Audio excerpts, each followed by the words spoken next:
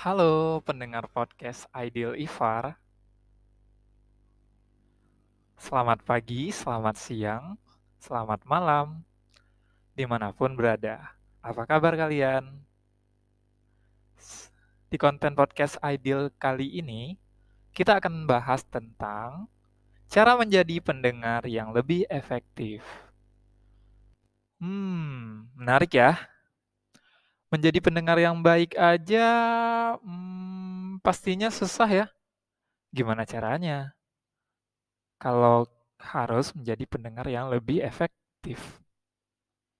Nah, simak video ini sampai habis ya. Eits, jangan lupa di-subscribe dulu dan nyalain fitur notifikasinya biar kamu gak ketinggalan updatean video seru lainnya. Kita kenalan dulu aja kali ya. Hai, nama saya Aidil Ifar. Saya kreatif freelancer, saya juga tutor bahasa Jerman, dan saya udah nggak sabar nih untuk bahas video ini sampai selesai.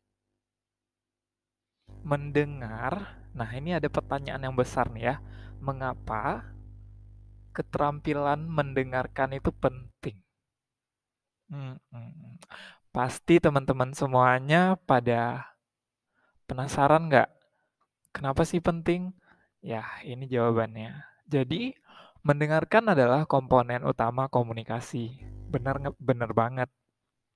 Karena tanpa mendengarkan dengan efektif, komunikasi tidak akan jalan, yaitu bisa terganggu dan dapat berdampak pada produktivitas serta hubungan kerja. Pada setuju nggak nih teman-teman?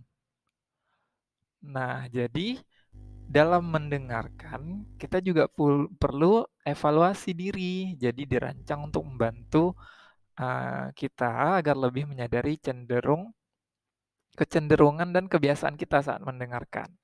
Nah, jadi kita bisa menilai nih, kita termasuk orang yang bisa mendengarkan dengan efektif atau tidak. Mulai dari uh, cara kita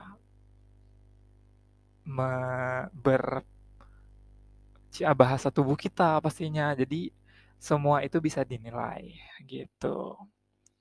Nah, makanya ada kompetensi untuk mendengarkan dengan efektif. Di sini nih kita belajar bagaimana. Nah, jadi kalau misalnya seseorang pendengar yang baik itu harus memahami informasi yang disampaikan. Benar banget.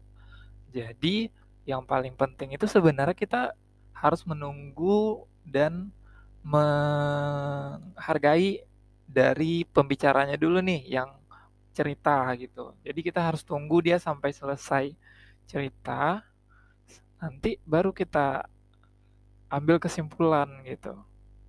Kalau nggak kayak gitu, otomatis nanti komunikasinya nggak akan lancar. Nah, pendengar yang baik itu harus bisa memahami informasi yang disampaikan. Artinya, mereka bisa mengidentifikasi ide utama dan detail pendukung. Benar banget. Selain itu, seorang pendengar yang baik, yang efektif, juga harus bisa menganalisis informasi serta membuat kesimpulan dan penilaian. Gitu. Tapi tetap harus